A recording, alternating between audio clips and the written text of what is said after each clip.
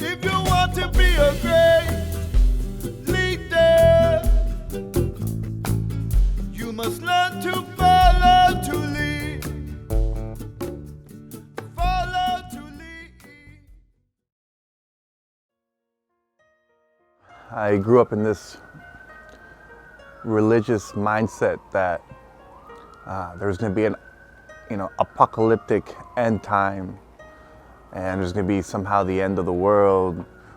There was this message: we need to convert everyone, and obviously everyone needs to be of the same mindset.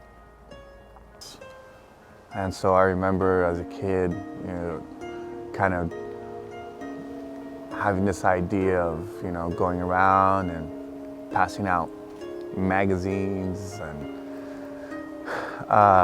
trying to get people to do like Bible studies, and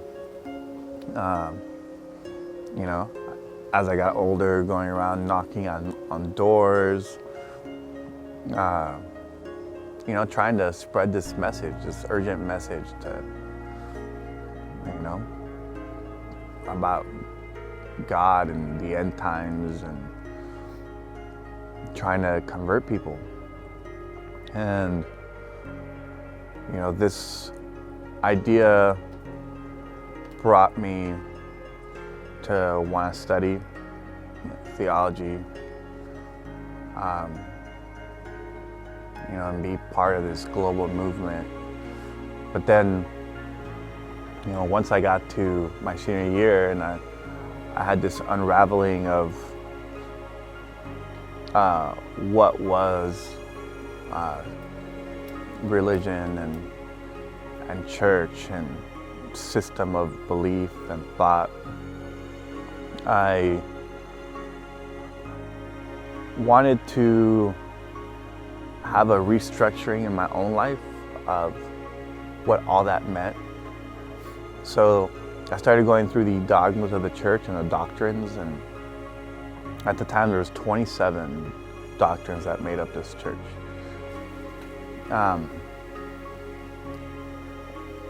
It just seemed to me like it should just be this one basic foundational principle. Why was there so many things that made you be a part of something? And if you didn't follow these 27 things, then you weren't a part of this. So I began to write. And I had like 100 pages written, like trying to like break this whole thing down.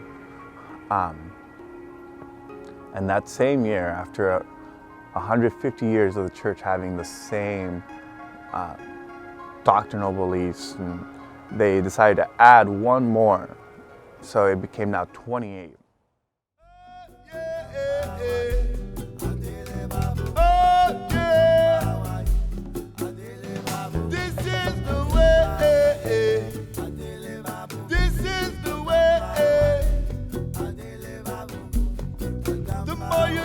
People what not to do, the more that people will want to do, the more weapons we make, the more we give ourselves to bear, the more handouts that we give, the more helpless one becomes.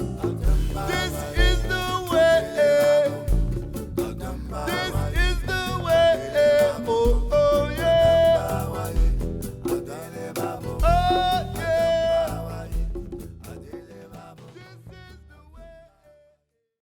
I realized that it wasn't up to me to change the church. It wasn't up to me to convert the world. I needed to stop trying to restructure the church or somehow, cause this change, inside the church. I finally started to come to a point that I needed to just let it go. And I decided to travel and take a trip down to South America. It was this trek that started in Uruguay and went up to Brazil, from Brazil to Venezuela. And at Venezuela, the money that I had, I ran out. But I still had these tickets bought to Trinidad and Tobago and Costa Rica, to Jamaica, to Panama, and I was gonna end up in Spain. And this was life-changing for me. Going to the, let's say, like the low places of humanity, a lot more of the street vibe. I got to Venezuela, I ran out of money. With a little small backpack, I began to sleep on the beach, and everything did become very, very simple. I ended up traveling to Trinidad and Tobago. When I got there, they lost my backpack. Now the only thing I had was the clothes I was wearing. And I made it through Trinidad and Tobago, sleeping on the street. Finally, someone found me this burnt down house. Began to sleep on a piece of plywood. And I mean, that was it. Like, I just would wake up and talk to people, and I mean, I didn't really have anything, no money, no personal belonging. It was such an interesting time for me to leave the comforts of security.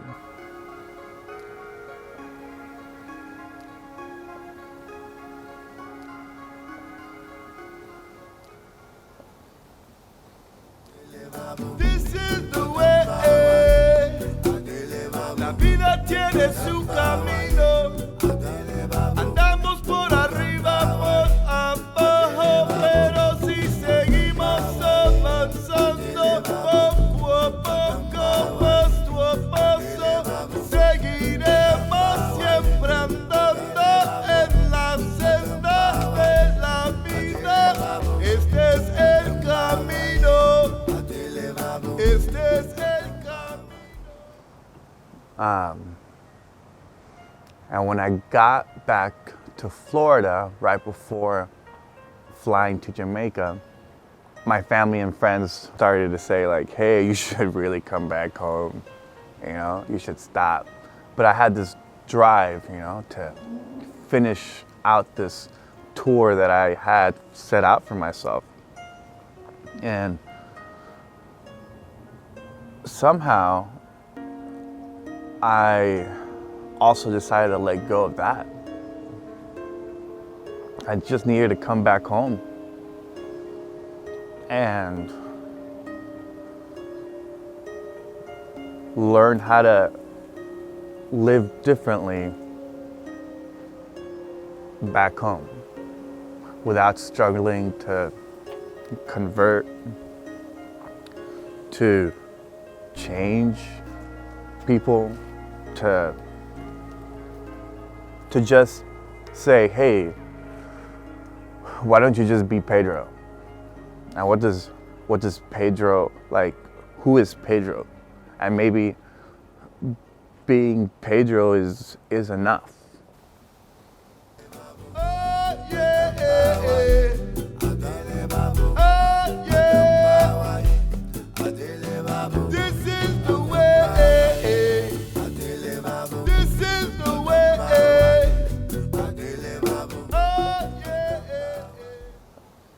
The Tao is a very interesting book to me.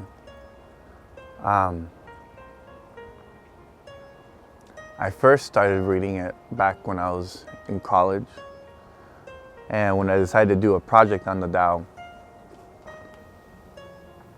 I was going to dedicate 3 months of my life to every worldview or world religion, you know? And somehow throughout the whole process of the Tao,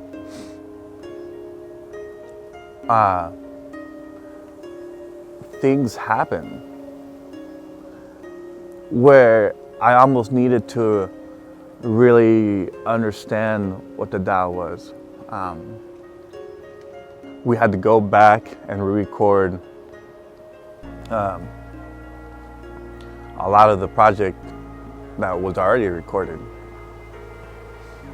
And it was just a reminder to me how sometimes we have something in our head, you know, these goals. But you know, then the Tao once again was kind of being like, no, you don't get it. It's not about trying to reach any goal. It was like the same reminder that I had when I was traveling. Here I was trying to focus so much on an action, that when you focus so much on an action, you forget that a non-action is just as valid. We forget to listen. You know, speaking is the action, but the listening is the non-action. That there's always a need for two things to happen. For much of my life, you know, it was about something that was outside of myself. And the Tao finally taught me to also be inside of myself. That was just as important. That to not just see what was outside, but inside.